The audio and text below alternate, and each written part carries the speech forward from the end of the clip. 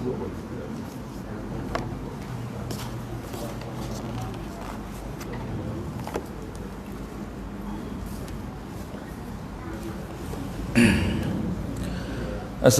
warahmatullahi wabarakatuh.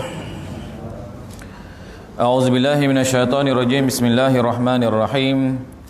Alhamdulillahi rabbil alamin wassalatu wassalamu ala asyrafil anbiya'i wal mursalin wa ala alihi wa sahbihi ajma'in. Subhanaka la ilma lana illa ma 'allamtana innaka antal alimul hakim.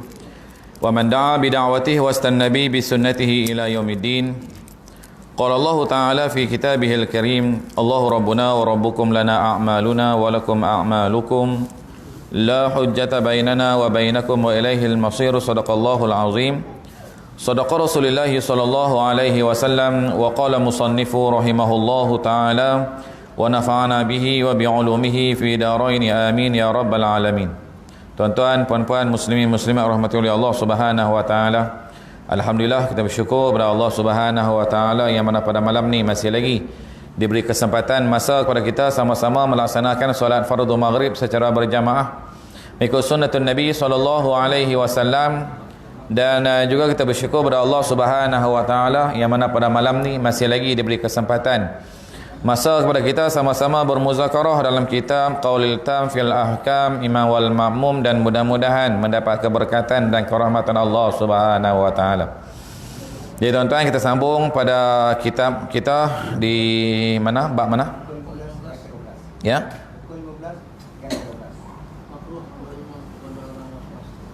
Makruh berimamkan orang yang was-was. Ini kita muka surat 15.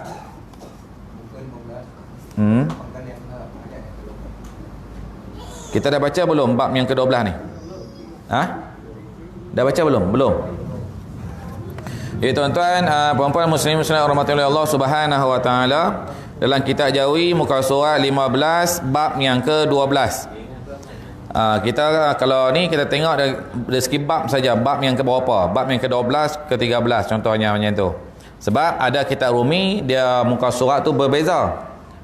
Kitab Rumi berbeza, tetapi bab tu bab yang sama. Yang ada kitab boleh buka kitab. Kita tengok pada bab yang lepas, iaitu hukum membaca Fatihah. Kita baca yang lepas, kita feedback balik. Kita feedback balik dan kita ingat balik bab yang kita baca yang lepas. Hukum yang lepas ni apa dia? Hukum yang lepas, makmum was-was pada membaca Fatihah. Dia kata apa? Maka jika makmum itu was-was dalam bacaan Fatihah dan belum sempurna membaca Fatihah, imam pun rokok, maka lazim ia menyalahi imamnya. Dan berkata pengarang kitab Al-Jawahir, telah berkata Al-Imam An-Nawawi rahimahullahu ta'ala, dan lazim adalah lazim menyalahi makmum akan imamnya itu dengan kerana uzur, bukanlah kerana ia. Dan aku dapati ada sebahagian ulama mutaakhirin berkata bahawa menyalahi makmum dengan imamnya itu, dengan demikian itu ialah menyalahi mufaraqah tanpa uzur. Jadi apa dia tuan-tuan? Yang lepas tuan-tuan, kita telah baca apa dia? Kita telah baca iaitu makmum dia was-was dalam bacaan Fatihah. Dengan disebabkan dia was-was ni menyebabkan dia ni terkebelakang daripada imam dia. Dalam mana? Dalam perbuatan solat. Terkebelakang dia tadi ni menyebabkan dia ni qudwah, ikutan dia tidak mengiringi ikutan imam. Kita sebut apa tuan-tuan? Kita sebut bagi berjamaah ni, solat berjamaah ni, makmum mestilah mengiringi, perbuatan makmum mestilah mengiringi perbuatan imam. Contoh dia apa dia? Contoh, imam rokok, maka dia pun kena rokok.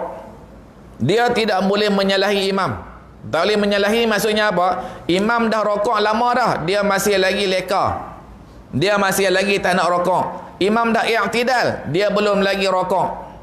Ataupun imam dah bagi imam dah bangun qiyam, ataupun imam dah duduk di antara dua sujud, dia masih lagi sujud sehingga kan imam dah bangun berdiri qiyam, dia masih lagi sujud. Yang ni disebut sebagai menyalahi imam. Menyalahi imam. Formula solat berjamaah ni, formula kita duduk dalam kumpulan ni, formula punggar sungguh. Kan? Boleh lah kan formula kan? Bahasa sekarang kan teknologi. Punggah. Formula hari ini tuan-tuan, adab, kalau kita sebut adab peradaban kita dalam berjamaah. Kita ada peradaban dalam berjamaah, kita ada peradaban dalam berkumpulan. Apa dia tuan-tuan? Kita kena ikut pemimpin. Kita kena ikut imam. Dan kita tidak boleh menyalahi imam. Ni adab dah ni, ni adab. Allah Taala nak ajar kat kita. Allah Taala nak ajar kat kita. Kita sebagai pengikut, kita kena ikut kepala. Jangan kepala pergi kanan, kita pergi kiri. Jahanam apa? Jemaah. Jemaah jahanam. Sebab dia apa? Sebab ni jemaah ni. Jadi apa dia? Bila imam dah rokok, kita kena secepat mungkin. Kita kena secepat mungkin turun rokok serta tamakninah bersama imam. Ni cerita dia. Jangan kita duk syok sendiri, duk iyyaka na'budu wa jangan duk syok sendiri. Okay, ni ada kadang-kadang kita ni imam dah rokok, kita masih leka dan kita masih lagi abai. Sebab apa? Sebab kita kata kita ni nak menyelesaikan Fatihah kita. Kata ulama, bila mana imam dah rokok, kita kena secepat mungkin menghabiskan Fatihah dan rokok bersama-sama imam itu lebih aula.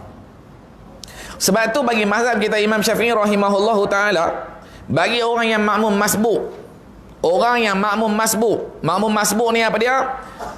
Imam telah takbiratul ihram, dia tidak sempat bertakbiratul ihram, bertakbiratul ihram bersama imam. Mungkin dia datang-datang imam telah baca Fatihah. Maka bagi mazhab kita Imam Syafi'i rahimahullahu taala, maka diberikan rukhsah, diberikan keistimewaan, diberikan keringanan. Bila dia takbiratul ihram, Allahu Akbar, imam rokok, maka boleh bagi dia memutuskan bacaan Fatihah dan dia tak perlu nak habiskan Fatihah, maka rokok dia bersama imam itu lebih aula. Maka bila dia sempat bertamakninah bersama imam ketika rokok, maka dia mendapat satu rakaat. Ni bagi makmum masbuk. Tapi bagi makmum muafiq, kata ulama fiqh yang syadid, yang memperhalusi tentang adab peradaban, adab tata susila kita solat berjamaah. Bila mana apabila mana imam telah rokok, maka makmum perbuatan yang lebih baik atau perbuatan yang lebih aula, iaitu makmum selesaikan membaca Fatihah secepat mungkin dan dia sempat rokok dan tamakninah bersama-sama imam. Kalau dia tak sempat bertamakninah bersama imam ketika rokok, dia kena cepat buat perbuatan, dia sempat bertamakninah ketika i'tidal. Kata ulama yang syadid, maka perbuatan ini barulah dikira dia mendapat fadilat berjamaah. Maka barulah dia mendapat fadilat berjamaah. Tetapi kalau perbuatan dia qudwah, dia terkebelakang daripada imam, dia tak nak ikut imam, dia syok sendiri, dia rasa dia betul, dia rasa imam tak betul. Bila dia rasa imam tak betul dan dia rasa dia syok sendiri, dia tak nak ikut imam, dia ni mengabaikan qudwah, mengabaikan ikutan dia bersama imam, maka perbuatan ini boleh bawa kepada hukumnya makruh. Dan kata ulama, walaupun dia solat berjamaah, maka dia tak dapat facilities. Faham tak? Punggah sungguh. Dia tak dapat facilities. Faham tak facilities ni? Peruntukan tak turun kat dia.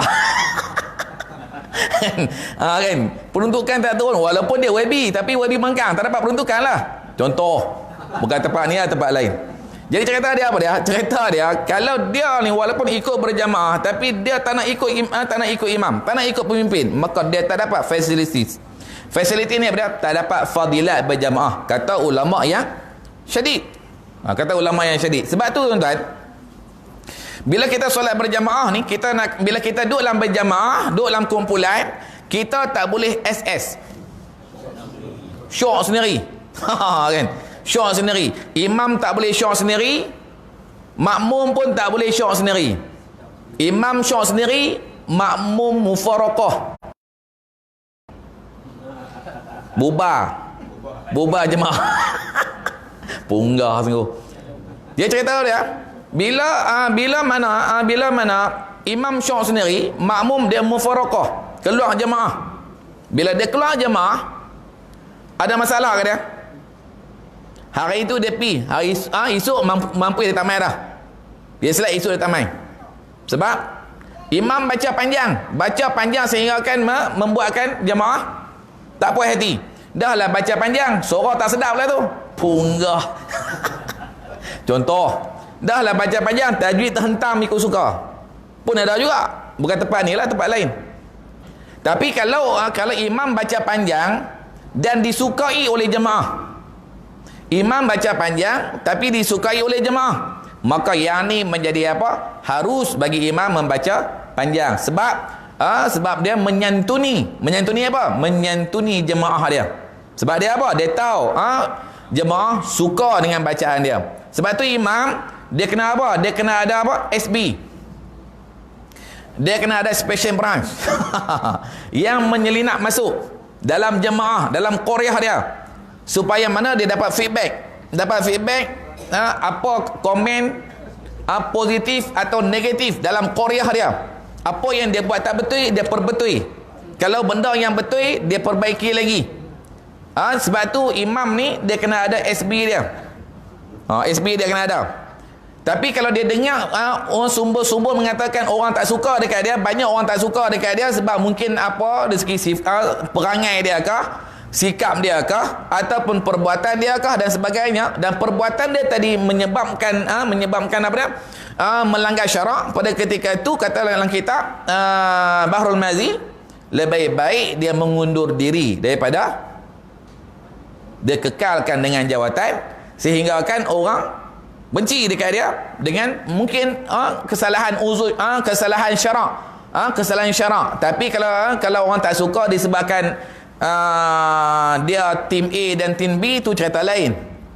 Tapi kalau disebabkan kalau disebabkan lain parti, tu cerita lain. Normal lah, musuh mana ada suka, kan? Kita nak tahu buruk musuh, buruk kawan kita ni, kita tanya musuh dia, confirm banyak tak betul. Tapi kalau kita nak tahu kebaikan kawan kita, tanya kita cerita hal baik je. Oi, setiap pagi hari-hari belanja aku makan, hari-hari belanja roti canai. Kan, aku pergi kedai dia belanja aku nasi apa, nasi ayam berempah. Punggah sungguh. Bukan tempat ni lah, tempat lain. Tapi kau tanya musuh dia, Allah, hang lebay tu buat apa, hang tahu lebay tu? Imam tu kan bagus kudukut, dia kata. Dia kata imam ni kudukut. Tangkai jeri. Okay. Hang duk ikut dia buat apa? Aku dia mula. Sebab saya apa? Tanya musuh dia. Jadi apa tuan-tuan? Jadi mana sampai situ tadi? Jauh lari. Jadi cerita dia apa dia? Cerita dia makmum ni mesti ikut tu imam. Dan tu imam tak boleh syok sendiri. Contoh syok sendiri dia apa dia? Dia baca surah solat maghrib, baca surah apa? Surah Baqarah. Kan? Dia rakaat pertama surah Baqarah. Rakaat kedua baca Ali Imran contohnya. Ataupun dia rasa pagi subuh tu dia tak sempat nak baca surah Sajadah, mungkin imam satu jadi imam, dia tak puas hati, dah lama dah hafal, tak boleh baca lagi, dia geram pagi solat maghrib, dia bawa surah Sajadah contoh. Boleh tak? Boleh. Tapi apa? Bengang nama dia. Kan? Solat surah Sajadah waktu maghrib disunatkan bagi kita. Solat maghrib diringankan bacaan. Ni saya buat tuan-tuan. Ni saya buat dulu. Balik pada pondok, tiba-tiba orang suruh jadi imam. Solat maghrib. Punggah kan. Solat maghrib orang suruh jadi imam. Majlis qaryah. Lepas tahu kata balik pondok, hampir jadi imam lah. Kan tu imam suruh jadi imam. Bubuh solat maghrib, rakaat pertama tiba surah Sajadah.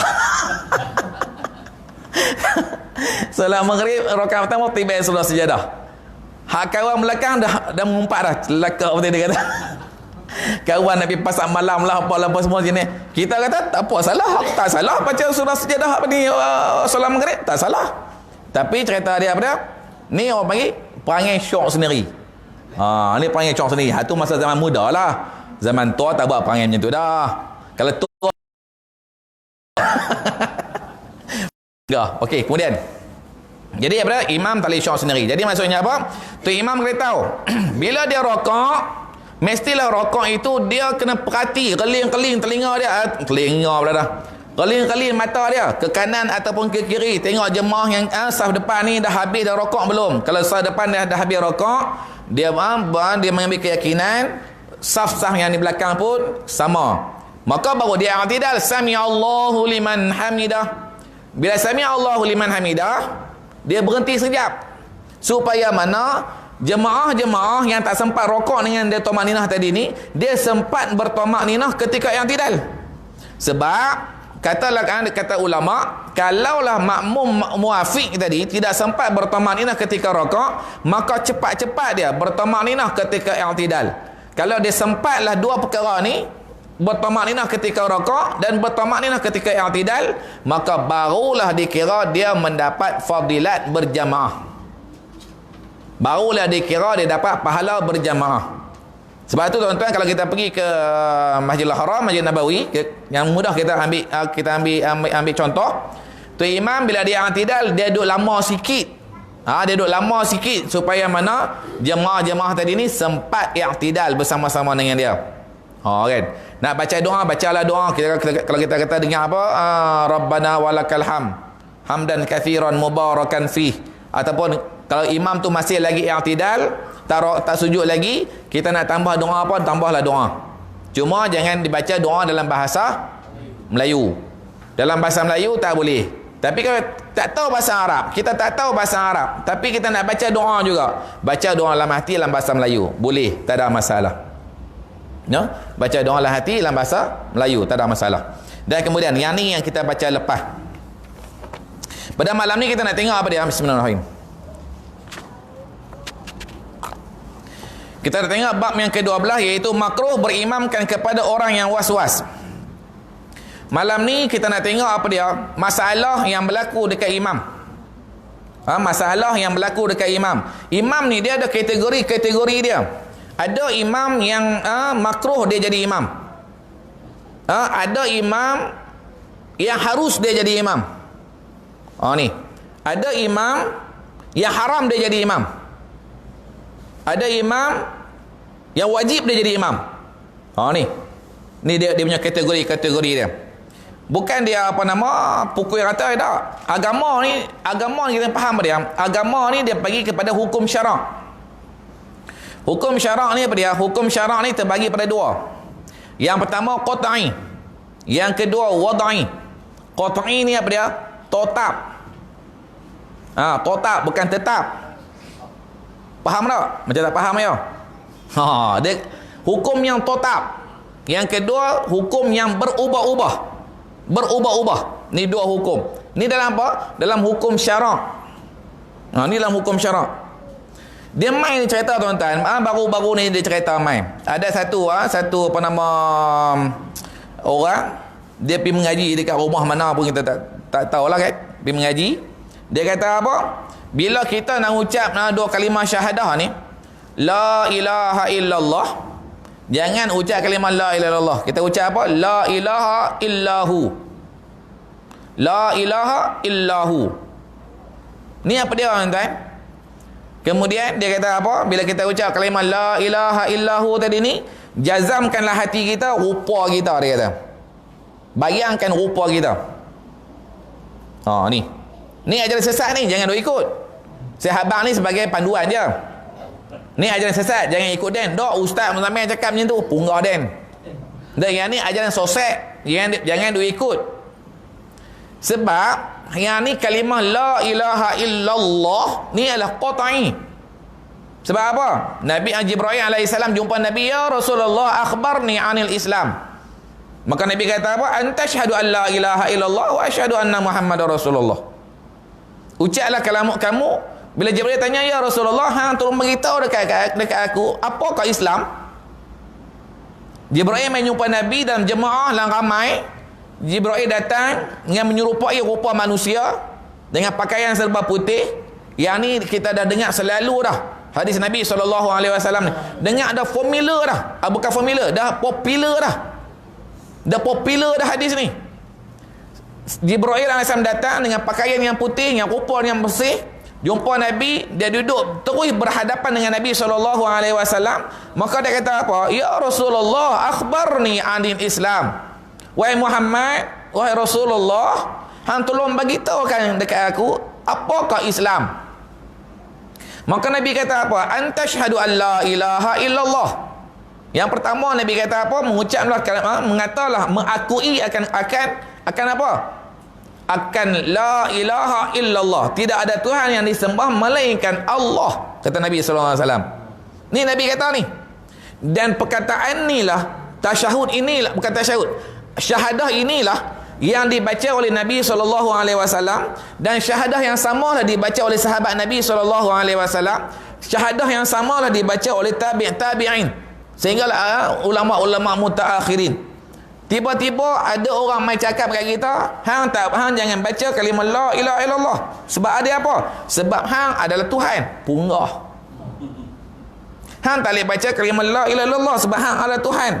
Kita ni lah manusia. Kita ni manusia ni apa dia buat daripada mana? Kita bukan buat daripada tanah. Yang buat daripada tanah Nabi Allah Adam alaihi salam. Dibuat daripada tanah. Hang bukan buat daripada tanah, dia kata. Hang buat daripada mana? Hang daripada air mani ibu dan bapa. Maka dia cantumkan dia, maka dia jadi zigot, maka dia jadi manusia. Hang buat daripada tanah? Tak. Pada logika akal kita kata ya.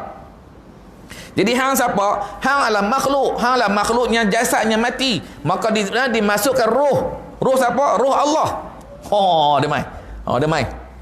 Hang dimasukkan roh Allah. Maka apa dia? Hang adalah Tuhan. Sebab hang adalah bayangan bagi Tuhan. Oh, mai. Oh, ni tuan-tuan, kalau ada macam ni, jangan sekali-kali kita ikut. Sedangkan Nabi dah beritahu lama dah, dan sahabat buat, dan ulama tabi'in buat. Dan kemudian kalau kita kata sahabat ni dia bukan ahli, sahabat ni ahli syariat dan ahli hakikat, ahli makrifat. Bila kita kata suruh main belajar dekat masjid, dekat surau, dekat musalla, tempat-tempat mengajar yang muktabar, dia kata apa? Ni semua ahli-ahli syariat, ni ahli-ahli kulit. Kita tak main kulit-kulit ni, kita main ahli isi, makrifat. Ni hari ni gelombang budak-budak muda hari ni mencari makrifat, ilmu makrifat, ilmu nak mengenal Allah. Sehingga kan mereka cari yang kita tak tahu daripada mana sumber. Daripada sumber. Bila ditanya balik macam mana, apa kitab yang dibawa, dia kata apa? Guru dia menggunakan ilham.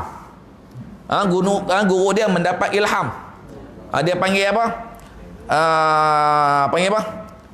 Laduni. Dia main laduni. Allah Ta'ala bagi ilmu laduni dekat dia. Dia main. Boleh tak? Tak boleh. Sebab tu tuan-tuan, bila kita kata belajar, mesti kena ada kitab. Mesti kena ada buku. Tu orang panggil belajar. Kalau belajar tak ada kitab, tak ada buku, tak ada pen, tu bukan belajar. Tu dia panggil apa? Punggah. Bukan tempat ni lah, tempat lain. Tempat ni semua pakai buku. Dia digital. Cakap ni terus masuk otak, teng. Contoh kan. Bukan tempat ni lah. Belajar ni apa dah? Mesti kena ada buku, mesti kena ada kitab. Tu belajar. Kalau belajar tak ada kitab, tak ada buku, tu bukan belajar. Tak boleh menggunakan ilmu ilham. Kalau ilham Allah Ta'ala lebih berkuasa nak bagi Nabi SAW ilham, boleh tak? Boleh. Nabi Muhammad SAW kekasih Allah. Kita siapa dia? Wallahu alam. Kan? Kita kata kita cinta pada Nabi, kita kata kita cinta pada Allah Ta'ala, kita kata kita beriman, bertakwa pada Allah Ta'ala. Banyak benda yang kita buat yang Tuhan tak suka. Banyak.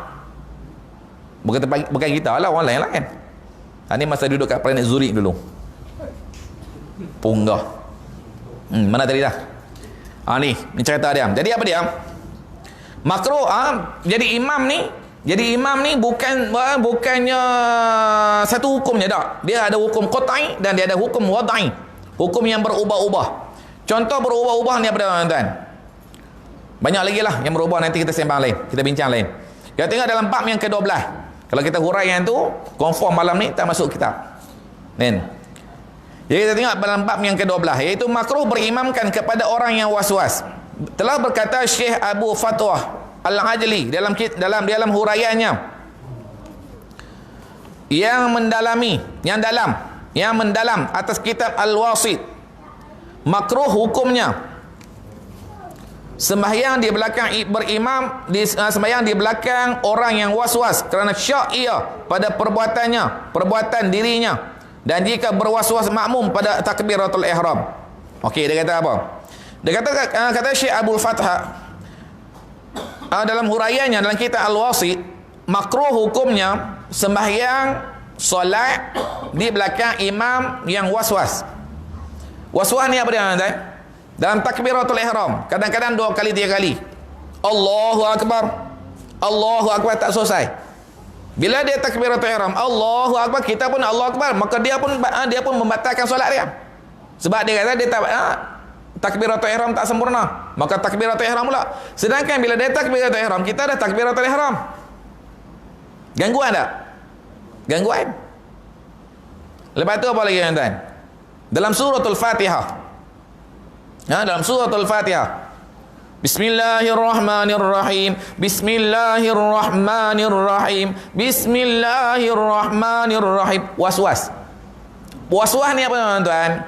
Was-was ni 50-50. Apa 50-50? 50 yakin, 50 tak yakin. Ni 50. 50-50. Angkat satu je lah, jangan angkat dua. 50-50.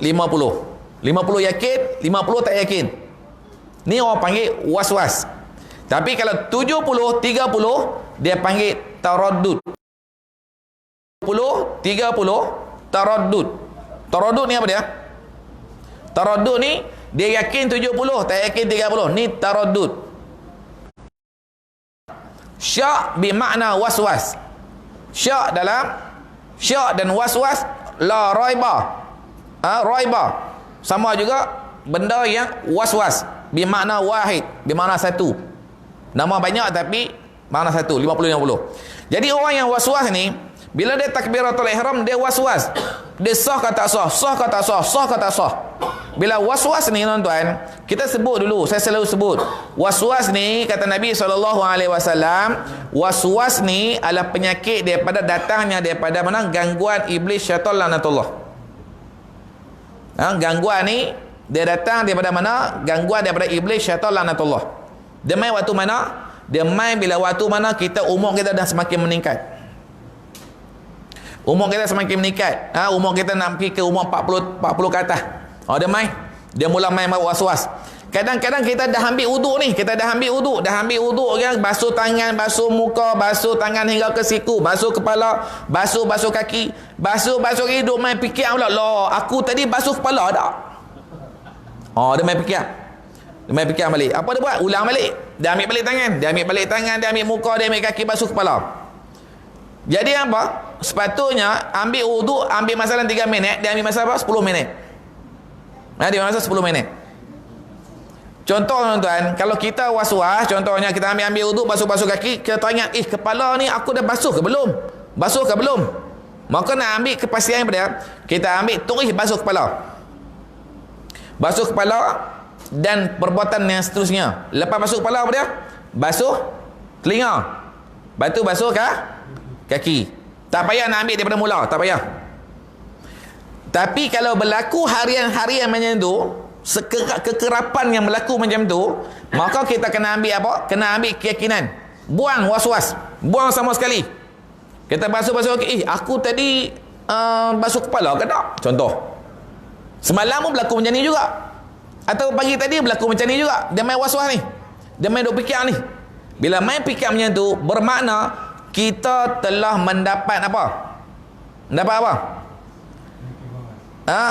Virus. Punggah sungguh. Sekarang kan virus COVID. COVID ni cara virus pula.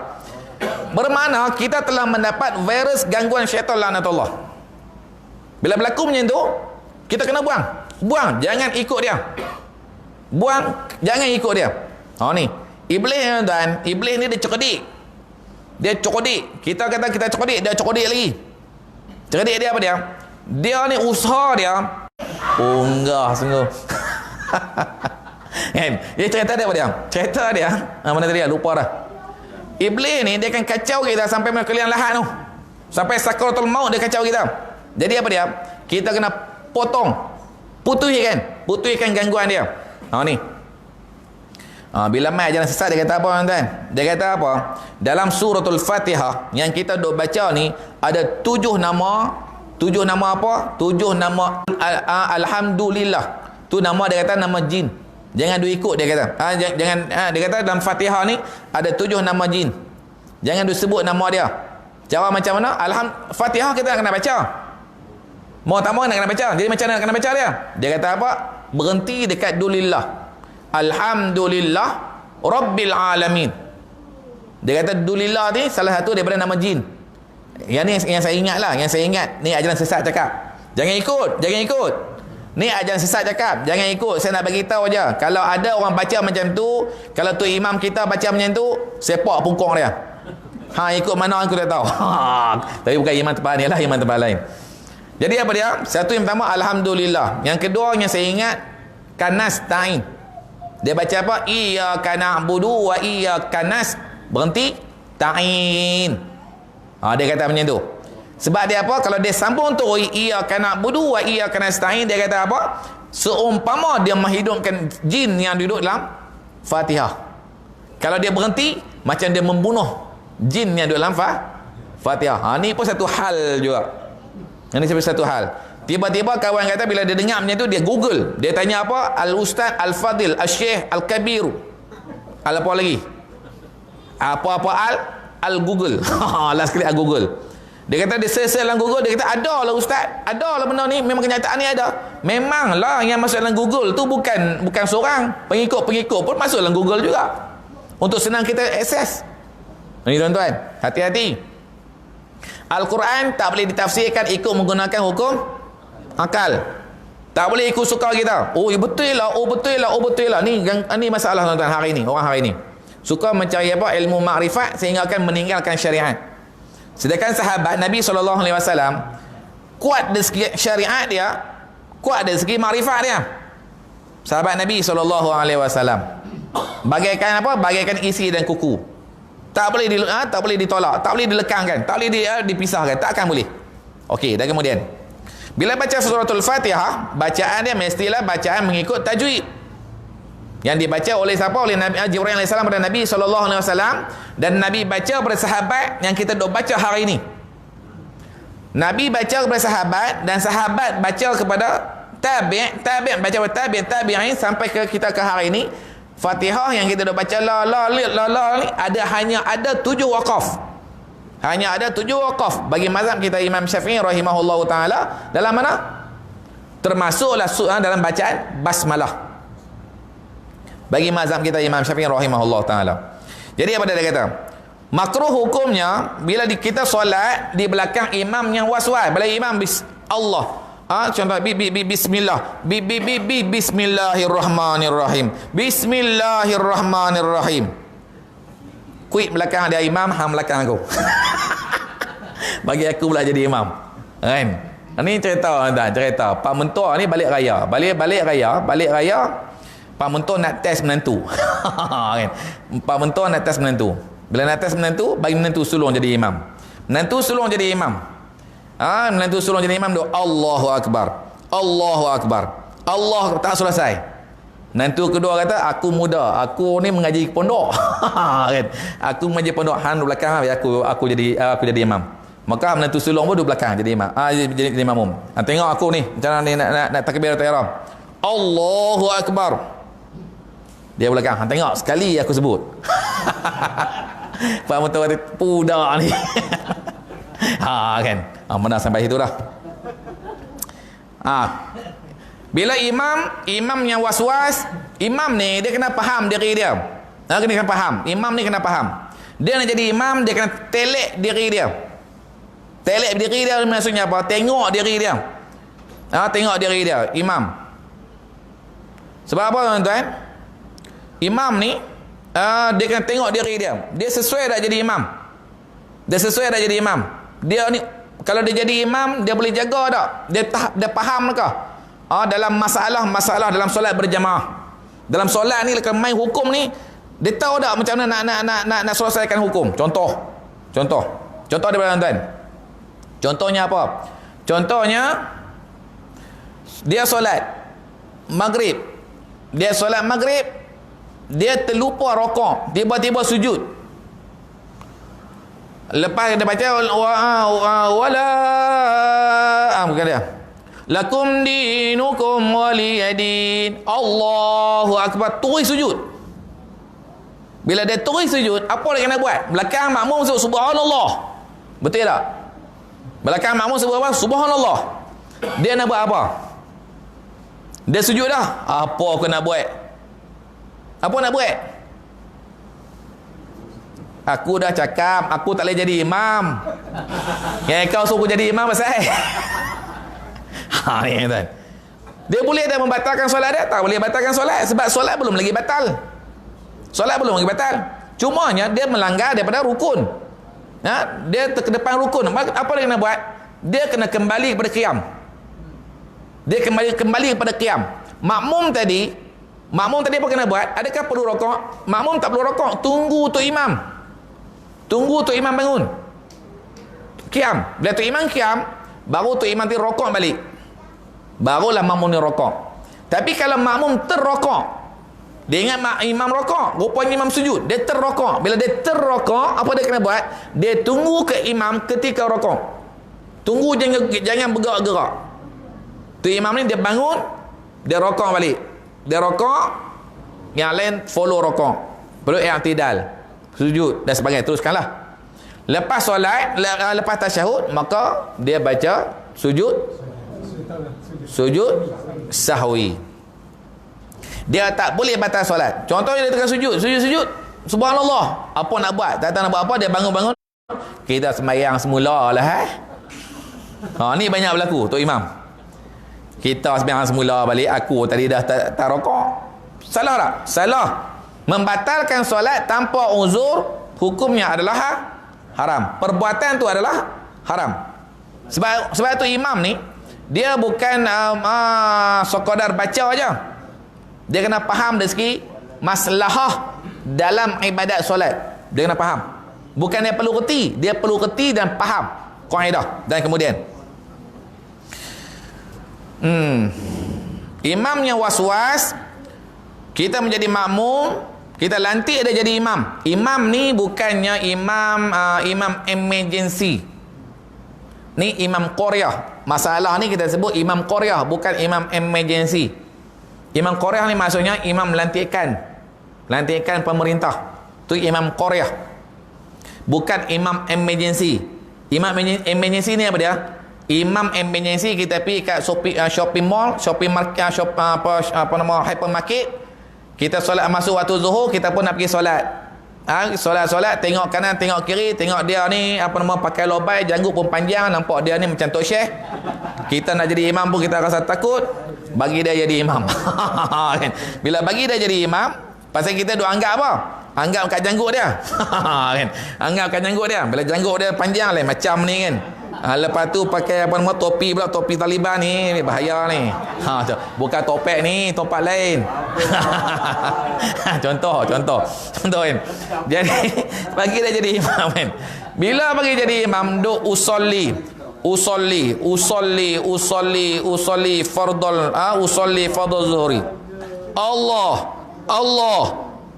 Allahu akbar. Mula mai. Dia ni pelik ni.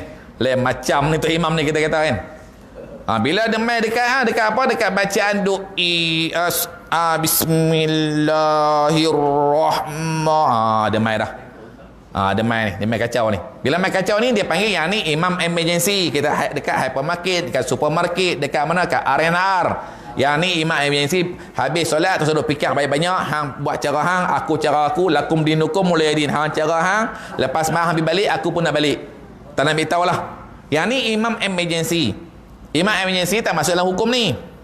Yang masuk dalam hukum ni adalah imam yang kita lantik dalam qaryah. Kita lantik dalam qaryah. Kita tahu kata dia was-was, orang yang jenis was-was, tapi kita dah gagah nak pedajai dia. Dia mai. Ni kita tuan-tuan panggil kawan-kawan macam tu. Kawan-kawan ni bila mai jawatankuasa, mai mesyuarat agung, dia nak pedajai kawan dia, dia suruh lantik dia jadi imam. Dia buat cadangan, kemudian dia angkat tangan. Dia angkat tangan kepada tangan sebelah dengan kaki-kaki dia angkat. Nak bagi kira banyak. Ni kawan nak pedajai. Ada tak? Ni tu.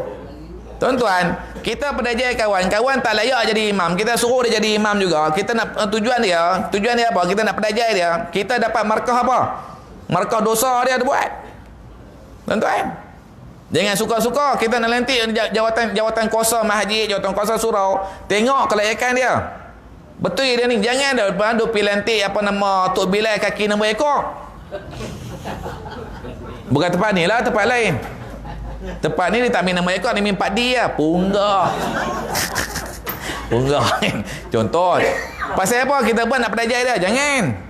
Ni tuan-tuan. Kita nak bagi jawatan dekat kawan-kawan kita. Tengok kelayakan dia. Apa yang dia boleh buat. Kadang kita rasa bila dia pegang jawatan ni dia akan buat lebih baik. Tu kita lantik dia. Bukan atas dasar nak apa? Nak pedajai. Jadi apa dia? Imam Qaryah, kita tahu kata dia ni orang yang was-was, ataupun dia ni orang yang gagap, ataupun dia ni orang yang lambat bacaan, bukan lambat bacaan. Dia ni tak faham dari segi ilmu fiqh contohnya. Tapi kita lantik dia atas dasar nak pedajai dia. Ni hati-hati tuan-tuan.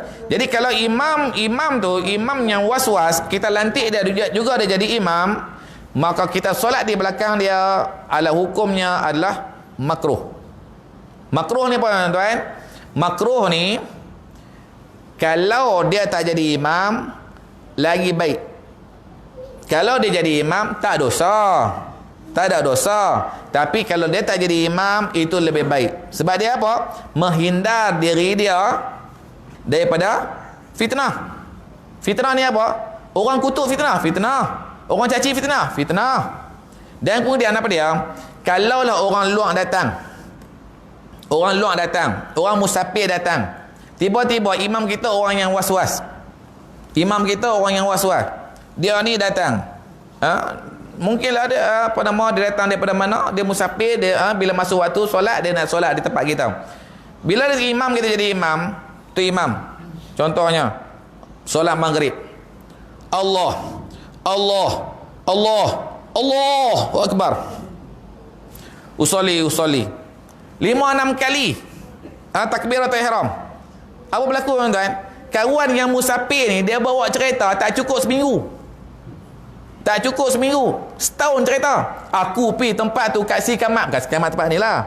Sikamat bukan Sikamat Zurich, planet Zurich no. Imam was-was. Lepas tu pula insya-Allah sekarang ni daripada dia nak bagi followers dia banyak, dia masuk FB. Kalau masuk FB dia bagi tahu, ni aku musafir, tadi aku berjalan, aku pergi sembahyang dekat satu tempat ni, demikian. Tu imam ni baca Fatihah 20 minit. Satu rakaat 20 minit. Hang bayang tengok, dia main caci. Lepas tu kawan-kawan pun hantar, apalah bangang untuk imam ni. Kan? Apalah teruk sangat, apalah orang kampung tu, tak ada nama, tak ada orang lain kan jadi imam. Dia main follower, netizen main bagi apa? Komen. Caci tak? Sebar fitnah. Tu yang Islam jaga. Tak nak bagi berlaku yang macam ni. Islam ni dijaga keseluruhan dia. Dan kemudian dan jika berwaswas makmum pada takbiratul ihram yang menyebabkan gangguan kepada orang lain daripada para makmum, maka haram hukumnya seperti mana duduk ia berkata-kata berhampiran orang sembahyang. Sama juga dengan makmum yang was-was. Tadi kita kata imam was-was, ni kita kata makmum pula was-was. Ada orang tanya kata kat saya, bismillah. Ada orang kata kat saya, Ustaz mengajar ni duk kira kutuk tu imam je. Buat ustaz nak jadi imam ke? Punggah. Memanglah dia kutuk tu imam sebab dia baca kitab kesalahan imam dan kesalahan makmum. Bukan dia cari, bukan dia baca kitab puji imam, puji makmum. Kitab Qaul Hitam ni membahaskan masalah yang berlaku dalam solat berjamaah. Kalau 10 masjid dan duk baca kitab ni, semua dia nak jadi imam, minggu ada 7 minggu. Dia mengajar 10 kali. Bila dia nak mengajar pula? Contoh. Jadi apa dia tuan-tuan? Kalau makmum yang was-was, dia solat 2 takbiratul ihram. Allahu akbar. Allahu akbar. Takbiratul ihram tuan-tuan, dia lafaz takbiratul ihram kuat pula. Dia takbiratul ihram kuat pula, lebih kuat daripada imam. Tu imam Allahu akbar. Allahu akbar. Dia pula kuat daripada tu imam. Oh kan, dia kuat daripada imam. Kan?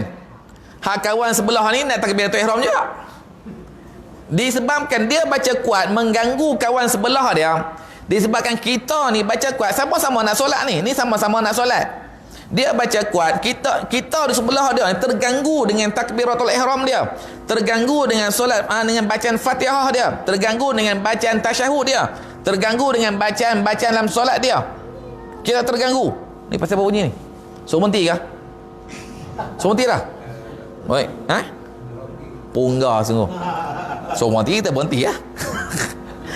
Cerita. Dan kemudian kita terganggu dengan bacaan jiran kita, disebabkan kita ni orang lain terganggu dan orang lain hilang khusyuk solat orang lain. Awal aku tuan-tuan. Dekat sikit kot, dekat. Dia tangkap. Sama Oh. Testing. Punggah sungguh. Tak apa, fikir dia. Jadi apa dia tuan-tuan? Kita ganggu kawan kita dalam solat dengan takbiratul ihram, dengan was-was kita, dengan bacaan Fatihah kita. Kawan kita apa dia? Tak apa, abaikan. Jadi apa dia? Kawan kita terganggu, maka perbuatan kita menjadi haram. Perbuatan kita menjadi haram. Samalah seperti mana kita membaca qiraatul Quran di tepi orang solat. Orang tengah solat, dia mungkin solat sunat, ataupun dia solat apa lah. Kita ni kita buka Quran, pergi duduk tepi dah. Kita alif lam mim zalikal kitabul la raiba fi. Duk baca tepi dia. Hak kawan duduk iyyaka na'budu. Iyyaka na'budu. Nak sepak tu haji. Nak sepak tu haji kan. Apa nak dibuat? Duk dia duk iyyaka na'budu. Duk iyyaka na'budu. Ganggu dia nak solat. Walaupun kita tengah nak sembahyang, kita baca Quran. Baca Quran dapat pahala tak? Dapat pahala. Tapi bila kita pergi baca di tepi orang solat, bukan dapat pahala, panggang nama dia. Nak baca juga boleh. Baca pelan-pelan. Sekadar dengar kat telinga kita, cukup. Ni kaedah dia. Maka demikian juga hukum haram hukumnya membaca dengan jahar di yang mengganggukan orang yang sembahyang di tepinya. Kita sebut tadi dah. Orang tengah solat kita baca Quran. Boleh tak? Tak boleh. Hukum dia adalah haram. Tu baca Quran. Orang tengah solat kita duduk pergi sembang. Orang tengah solat kita duduk menyembang. Menyembang tu dorah pula. Dorah pula macam calling baca contoh bukan topik ni lah, tempat lain. Kan? Cakap ni kuat sehingga akan mengganggu kawan. Sembang. Baca Quran pun haram, apatah lagi sembang. Sebab tu kita kata apa? Nak sembang keluar masjid, keluar surau, sembanglah. Nak sembang kat kedai kopi, sembanglah. Nak pang sana pang sini pang, sembanglah. Nak berpolitik ke, nak apa ke? Sebab politik kadang-kadang sembang pasal nak marah. Sampai nak marah. Main. Jadi sembang keluarlah, senang. Tak ganggu orang solat. Wallahu a'lam bisawab. Sebelum tutup majlis, siapa ada soalan? Bismillahirrahmanirrahim.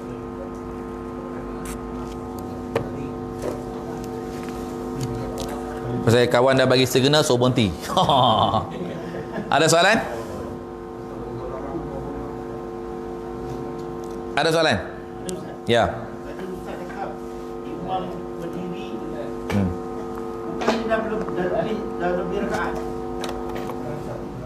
Oh, bunyi tang ni. Oh, okey, apa dia?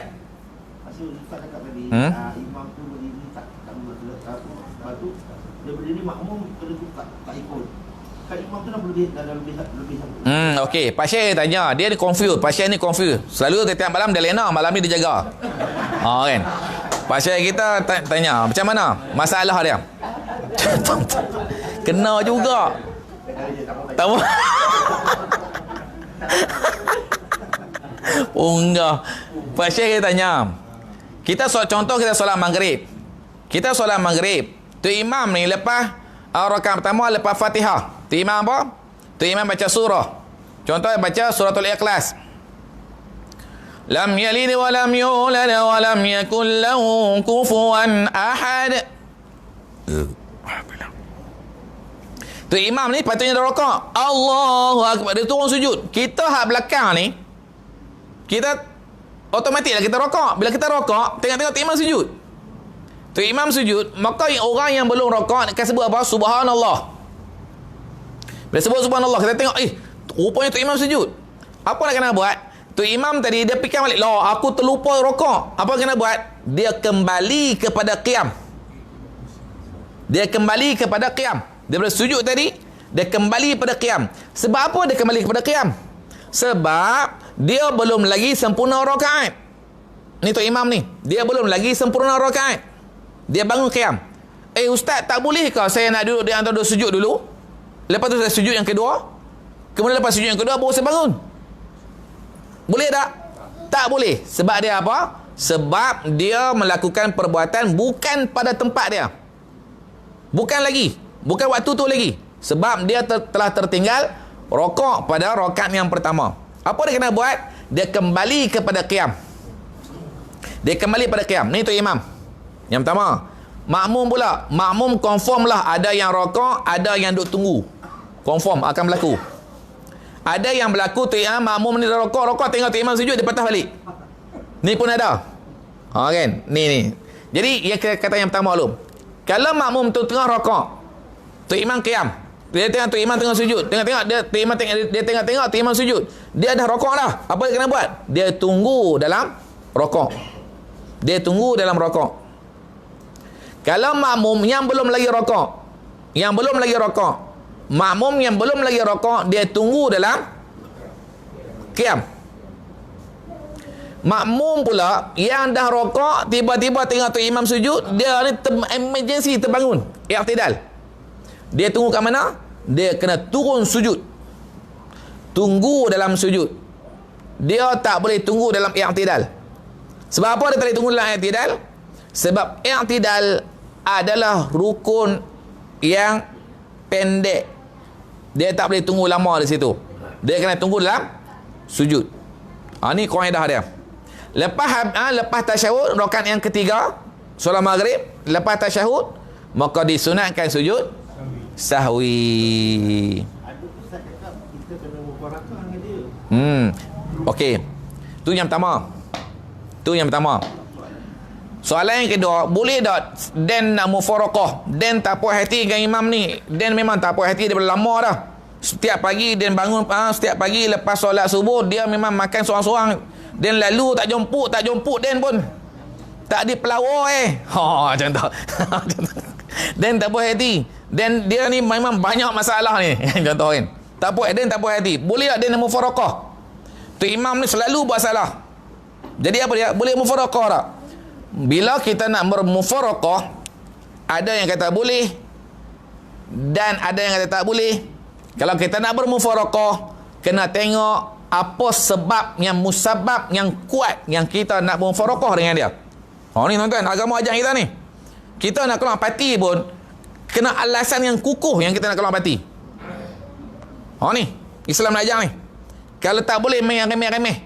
Sebab tak panggil kenduri, sebab salam keruk, sebab tak dipelawak, tak dipelawai. Contoh. Alasan yang remeh-temeh. Boleh tak? Tak boleh kata ulama. Ulama kata tak boleh. Alasan kita nak mufaraqah ni, mestilah ditelek perbuatan tadi, mestilah yang kukuh untuk kita keluar berjamaah. Bukan senang-senang. Salah, keluar je lah. Salah, keluar. Bukan. Ni dia panggil kata frog. Kata lompat. Punggah. Tu cerita dia, no? Wallahu a'lam bisawab. Lain soalan yang terakhir kalau ada? Tak faham juga? Tak faham dia kata. Kalau tanya dia pun tak faham juga dia. Punggah. Lain soalan kalau ada? Tak ada soalan? Yang baik daripada Allah Subhanahu Wa Taala, tidak baik itu kelemahan sendiri, dan mudah-mudahan muzakarah kita pada malam ni mendapat keberkatan dan mendapat kerahmatan Allah Subhanahu Wa Taala. A'udzubillahi minasyaitonirrajim. Bismillahirrahmanirrahim. Alhamdulillahirabbil alamin wassalatu wassalamu ala asyrafil anbiya'i wal mursalin wa ala alihi washabihi ajma'in. Allahumma ighfir lana dzunubana wa liwalidina warhamhum kama rabbawna shighara. Allahumma inna nas'aluka taubata wa inabata wal istiqamah ala syari'ati qurra'i wa tariqatil bayda'i bi rahmatika ya arhamar rahimin. Rabbana atina fid dunya hasanah wa fil akhirati hasanah wa qina adzabannar. Walhamdulillahirabbil alamin. Taqabbalallahu minkum.